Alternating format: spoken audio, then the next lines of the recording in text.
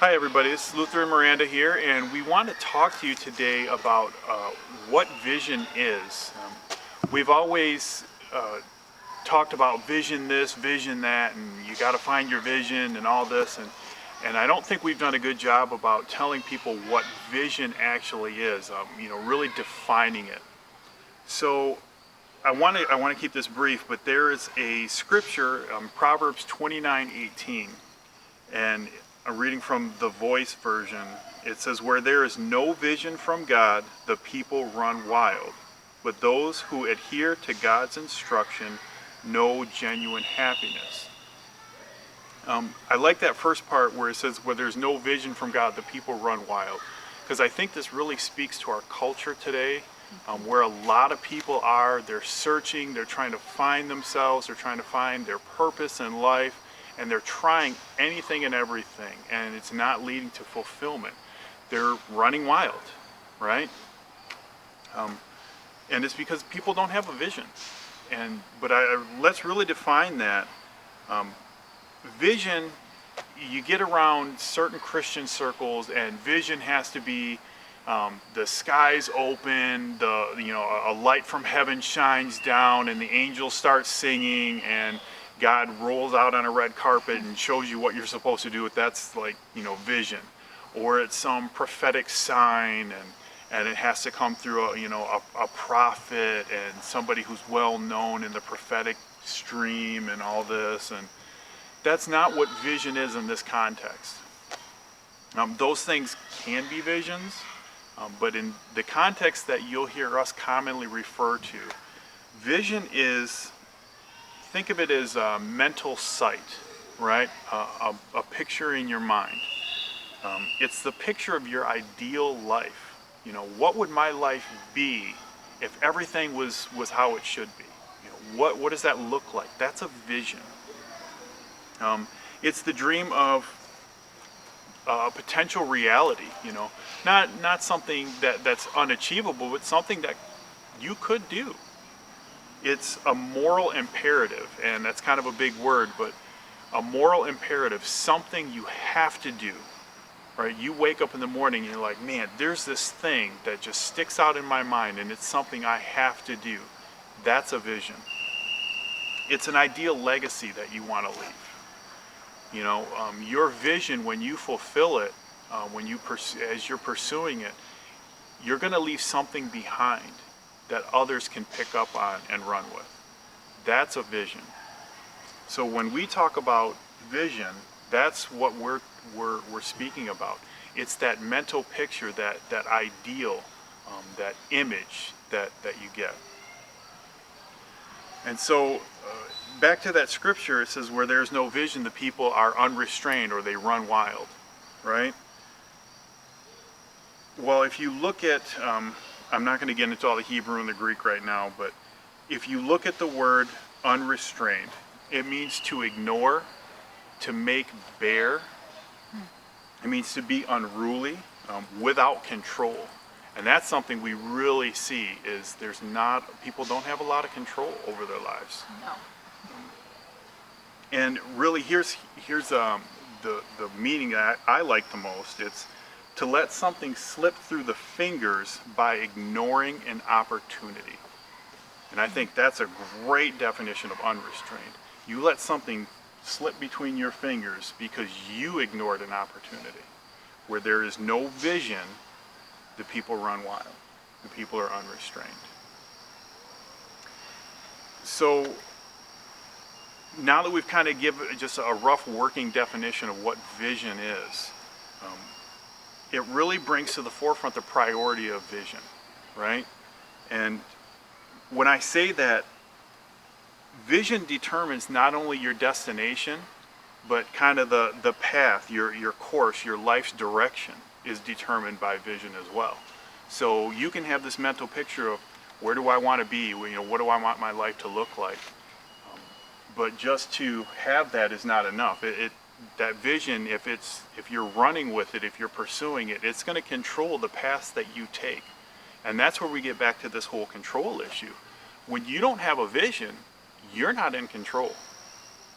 Something else is in control, Other people might be in control, situations, circumstances, those might be in control. You're not. When you have a vision and you know your vision and you're pursuing your vision, you're in control. Because as you come to all the many decisions that life throws at you, you can say, hey, that's not in line with my vision. That's going to take me in a direction I don't want to go. So I'm not going to go that way. I'm going to go the other way. I'm going to pursue my vision. You're in control. You get to make the choices. People don't choose for you. So, again, without vision, your life becomes uncontrollable. I like the example of a boat without a motor, right? And you're out on the open water, you're in a boat, you don't have a motor, you don't have a sail, you don't have a paddle, you're just there. That's life without vision. If the waves push one way, you're going to go one way, and if they turn and push another way, you're going to go that way.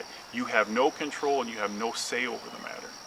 That's life without vision. So it really becomes a priority to find your vision, to know your vision, because that sets the direction of your life. If you're sitting there and you're saying, I'm really unfulfilled, I'm not happy with my life, I'm involved in things that I really don't want to be involved with, and we're not going to talk about sin and all the bad stuff that everybody talks about. These could be good things, but they're just things that aren't bringing you fulfillment. You need to find your vision. You need to pursue your vision, so that way you can take control of your life back. So where do I want to go next here? Again, without that vision, you give yourself to toiling. You're working hard, but you're not getting where you want to go in life. It's just survival. It's wake up, go to work, come home, watch TV, go to bed. Wake up, come home, watch TV, go to bed. And the next thing you wake up and you're 50. And that's your life. That's a life without vision. Just wherever the culture goes, whatever winds blow the culture to the left, that's where you go. And whatever winds blow the culture to the right, that's where you go. You want to take control of your life back. And the one way you can do that is finding your vision. And as parents too, that also it means a lot as you're parenting, as you're raising up your children, that you help them discover what their vision is, what are they called to do, because that will send them in a direction for the rest of their life. And God calls and chooses them at a very young age, and we'll tell them and set them apart for their vision. And as parents, it's our job to begin to cue into those things, to help discover what their gifts are, their talents, their passions, and steer them in that direction, support them, push them in that way. And that way they know the path that they are to go on, and we push them towards it. But it's also hard as parents to push our children away of their direction, of their vision, if we don't know ours. Yeah, that's true. You can only help somebody navigate a path that as far as you've gone. So if you haven't gone, you can only take somebody as far as you've gone. So if you haven't discovered it for yourself, it's going to be difficult to help somebody else. So it's key to start with you. That is key, is to always start within yourself. And we'll probably do a video about how to discover your vision, because there's a lot more we can say about that. But I just really want to drive home the priority of you finding your vision. Your life literally hinges on that. And I'll just throw this out there. While you're pursuing vision, you want to know the difference between a true vision and ambition, right? Vision is where you get to leave a legacy. Vision is where there's something that you're leaving behind, something that's going to benefit other people. Ambition typically just benefits yourself. Yeah. It's I want to be a millionaire. Well, great, that's ambition. What are you going to do with those millions? That will determine if it's ambition or vision. You want to use that money to help somebody? Fine. That could be vision. If you just say, hey, I want to have the big house and the nice car and then take it easy for the rest of my life, that's ambition. Not necessarily bad or evil, but you don't want to confuse that with vision. Ambition can be a good thing.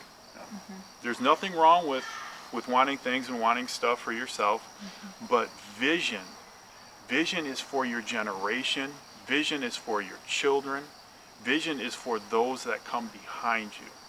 And when you get a vision, especially, when you discover what your purpose is in life, what God has made and built you to do in this place, in this generation, in this season of time, you'll discover a legacy. You'll discover something that is beyond you. I guess it's bigger than you are.